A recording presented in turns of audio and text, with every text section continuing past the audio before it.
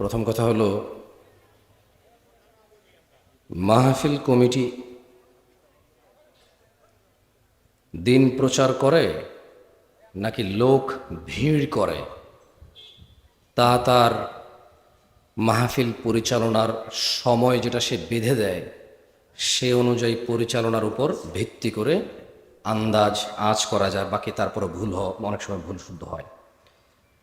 আমার স্পষ্ট মনে আছে, যখন আমি এখানে 6টার পরে এসে পৌঁছেছি, এখান থেকে সাউন্ড গিয়েছিল 10টা 50-এ আজকের মাহফিল শেষ হবে।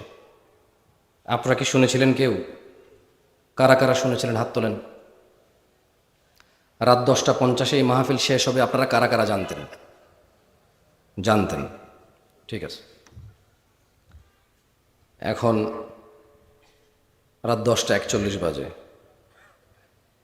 আমার গলার শব্দ শুনে হয়তো আপনারা অনেকে আন্দাজ করতে পারতেছেন আমার একটু শারীরিক অসুস্থ, মানে সর্দি কাশি চলছে। তো মানে আমার আজকের এই অধিবেশনের প্রথম আলোচক মাহমুদ বিন কাসিম হাফিজাহুল্লাহ, উনি সলাত নিয়ে আলোচনা করেছে, সলাত ত্যাগের বিষয় নিয়ে কথা বলেছে, সলাতের গুরুত্ব নিয়ে কথা বলেছে। আর এরপরে আমার একটু আগের যিনি আলোচনা করেছিলেন তিনি কথা বলেছেন জান্নাত জাহান্নাম নিয়ে এবং কিছু প্রশ্ন উত্তর করেছেন। আর আপনাদের প্রধান অতিথি যিনি, উনিও কথা বলেছেন, বেশ কিছু ধর্মীয় হারাম এবং হালাল নিয়ে কথা বলেছেন। এই সবগুলোই তো ইসলাম। ইসলাম না? একদিনে কত ইসলাম শোনার পরে আপনারা ভালো হবেন বলে মনে করেন? ওই দুইজনের আলোচনা যদি যথেষ্ট না হয়, আজকে আমার আলোচনা যথেষ্ট নয়, আমার এখন নেমে যাওয়া উচিত। আর যদি বলেন যে না, দুইজনের আলোচনায় অনেক উপকৃত হয়েছেন, তাহলে আমি আর 8 মিনিট কথা বলবো। শরীরের অবস্থা একটু ভালো না, আশা করি ওই 8 মিনিটও আপনাদের কাজে আসবে ইনশাআল্লাহ। কারণ মাহফিল কমিটি তার কথা ঠিক না রাখলেও অ্যাজ এ দাঈ ইলাল্লাহ আমরা ওয়াদা সংরক্ষণ করার চেষ্টা করার সর্বোচ্চ চেষ্টা করা উচিত নাকি উচিত না? আপনি বলেন, একটা সমাজ রাত 1টা পর্যন্ত মাহফিল করতো, সেটা এখন 10টা 11টায় নামছে। যতদিন পর্যন্ত এই সমাজের যারা পরিচালক, কোনো আয়োজনের আয়োজক যতদিন পর্যন্ত সত্যবাদী না হবে এবং সময়ের মূল্য নির্ধারণ না করবে, ততদিন পর্যন্ত এই সমাজে যত ওয়াজ করেন কিচ্ছু হবে না। যেদিন 1:30টায় খুতবা শেষ, মানে 1:30টায় খুতবা শেষ হবে, সেদিন অনেক মানুষ আর রুকু ধরতে হবে না, সে প্রথম রাকাত থেকে নামাজ পাবে। কারণ ওই ছেলে জানে কোনোদিন 35-এ খুতবা শেষ হয়, কোনোদিন 40-এ হয়, এজন্য সে 30-এ আসে না।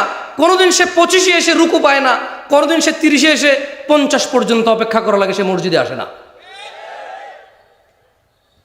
সময়ের মূল্য জুমার খুতবার সময়সূচি থেকে নিয়ে নেন, এর অপকারিতা কতটুকু। আমি কোরআনুল কারীম থেকে 2-4টা আয়াত বলে আজকের বক্তব্য সমাপ্তি করব।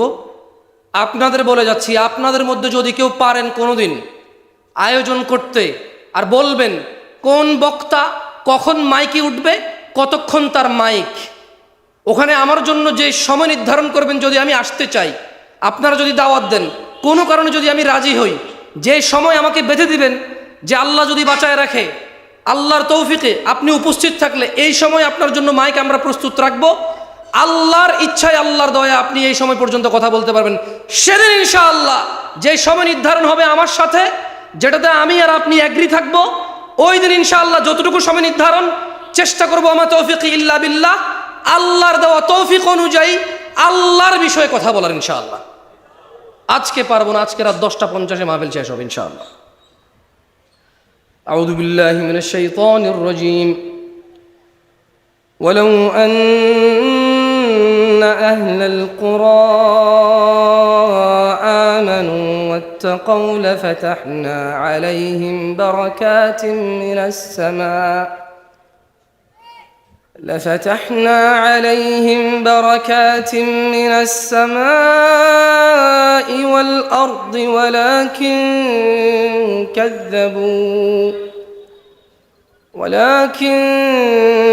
كذبوا فأخذناهم بما كانوا يكسبون.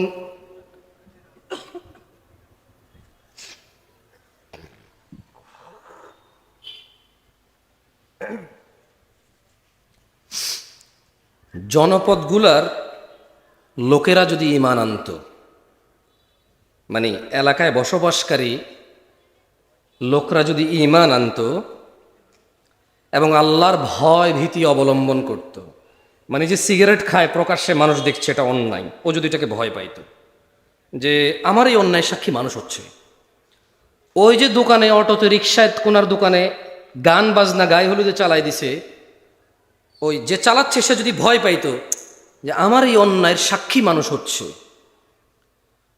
ওই যে মেয়েটা বোরখা ছাড়া হাঁটছে ও যদি ভয় পাইতো যে আমাকে সবাই দেখছে, আমার অন্যায় সবাই সাক্ষী হচ্ছে, ওই যে ছেলেটা জনসম্মুখে মেয়েটার দিকে এভাবে তাকিয়ে আজে বাজে কথা বলতেছে বন্ধু বন্ধু, ওর বন্ধু যেটা শুনছে, ওর বন্ধু যেটা সাক্ষী হচ্ছে, যদি ও এটাকে ভয় পাইতো, মানে আল্লাহর ভীতি অবলম্বন করতো, আল্লাহ বলছে যে লাফাতাহনা আলাইহিম বারাকাতিম মিনাস সামা, যদি জনবসতির লোকগুলা আল্লাহর ভীতি অবলম্বন করত, তাইলে আল্লাহ তাদের জন্য আসমান আর জমিনের কল্যাণ উন্মুক্ত করে দিত।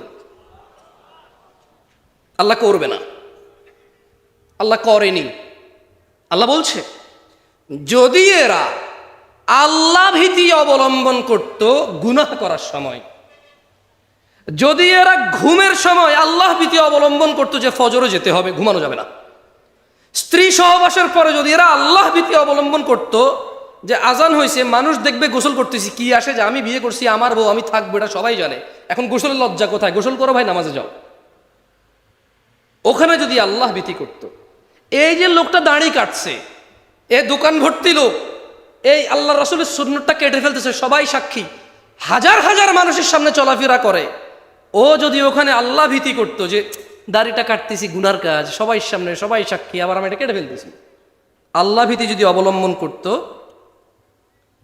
আল্লাহ বলছেন যে লাফাতাহনা আলাইহিম, এই লোকগুলা যদি অপরাধের সময় আল্লাহকে ভয় করত, এই লোকগুলা যদি নেকি করত আল্লাহর ভয়ে, আমি জমিন আর আসমানে যে বরকত রেখেছি কল্যাণ রেখেছি খুলে দিতাম, সব উন্মুক্ত করে দিতাম। ওয়ালাকিন কাযযাবু ফাআখাযনাহুম বিমা কানু ইয়াকসিবুন, কিন্তু তারা মানে আমরা সত্যকে প্রত্যাখ্যান করলাম, আল্লাহ এটাই বলছে। আল্লাহ বলছে কাজেই তাদের কৃতকর্মের জন্য তাদেরকে আমি পাকড়াও করলাম। তাদের সরকার তাদের মেরে নিউজে কম বলে, তাদের সরকার তাদেরকে মেরে বলে যে রং মাখায় শুয়ে আছে, তাদের অভিভাবক তাদের নিরাপত্তা নিশ্চিত যে করবে দুনিয়াতে আল্লাহর তৌফিকে, সে বলছে যে এরা রং মেখে শুয়ে আছে, অথচ ওই মারলো ওদেরকে। কারণ কি? কারণ এরা আল্লাহ ভীতি অবলম্বন করেনি।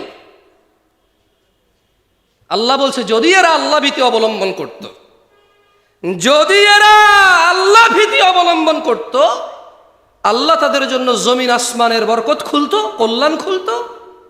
আর তারা কি করলো? তারা আল্লাহ ভীতিকে প্রত্যাখ্যান করলো, তাই আল্লাহ ওদেরকে পাকড়াও করলেন। আজকে যারা শেভকারী আছো, বেনামাজি আছো, প্রেমিক আছো, জানাকারী, মদখোর, নেশাগ্রস্ত, গান বাজনায় উদাসীনতায় মত্ত আছো, তোমাদের বলি তোমরা যদি তুমি যদি আল্লাহ ভীতি অবলম্বন করো, আপনি যদি করেন আল্লাহ ভীতি অবলম্বন, আল্লাহ সবার জন্য না করলেও শুধু আপনার জন্য, আপনি যে আল্লাহ ভীতি করবেন, আল্লাহ আপনার জন্য আল্লাহ ভীতি থাকলে আসমান আর জমিনের বরকত খুলে দেবে, যেখানে যাবেন শুধু কল্যাণ। এটাকে আমাদের আঞ্চলিকতা বলে মাড়ি ধরলে হুনা হয়ে যায়। কি বলে এটা রে? আবার আরেকজনের কিতা কয় এত হুনা ধরলে রাং হয়ে যায়, রাং। শুদ্ধ ভাষা কি আমি জানি না, এটা আমার আম্মা চাচি জেঠিদেরকে বলতে শুনছি যে হাতের কিচ্ছু তো হাতে মাড়ি ধরলে হুনা হয়ে যায়, মানে যেদিকে যায় শুধু অবাগা দুর্বাগা। কারা কারা আসমান জমিনের কল্যাণ পেতে চাও? তাকবীর। তাহলে কি করা লাগবে? আল্লাহ ভীতি। কি করা লাগবে? প্রকাশ্যে অপরাধ করবা, প্রকাশ্যে অপরাধ করিও না। তোমার যে যে অপরাধগুলি আছে তা থেকে মুক্ত থাকো, সাক্ষী বানায়ও না এগুলার। আল্লাহ তাআলা আমাদেরকে বরকত দিক। আজকে উপস্থিত যারা হয়েছেন, আয়োজক আপনাদের ধোঁকা দিয়েছে। সে বলেছে 10:30 পর্যন্ত মাহফিল চলবে। সে বক্তাদেরকে দূর থেকে দাওয়াত দিতে নিয়ে এসে সময় মতো মেনটেন করেনি। আয়োজক আপনাদের ধোঁকা দিয়েছে। আমি রাগ করছি না, আমি নিয়ম মেনে চলছি। আমি অনেক নিয়ম মানি, এটা আমি বলবো না। আমার এমনিতেই ভুলে ভরা জীবন, এত মানুষের সামনে সাক্ষী রেখে আমি আর অনিয়ম করতে পারবো না। আকুলু কওলি হাযা ওয়াস্তাগফিরুল্লাহ লি ওয়া লিসাইরিল মুমিনিন ফাস্তাগফিরু ইন্নাহু হুয়াল গফুরুর রহিম। সুবহানাকা আল্লাহুম্মা ওয়া বিহামদিকা আশহাদু আল্লা ইলাহা ইল্লা আনতা আস্তাগফিরুকা ওয়া আতুবু ইলাইক। আসসালামু আলাইকুম ওয়া রাহমাতুল্লাহি ওয়া বারাকাতুহু।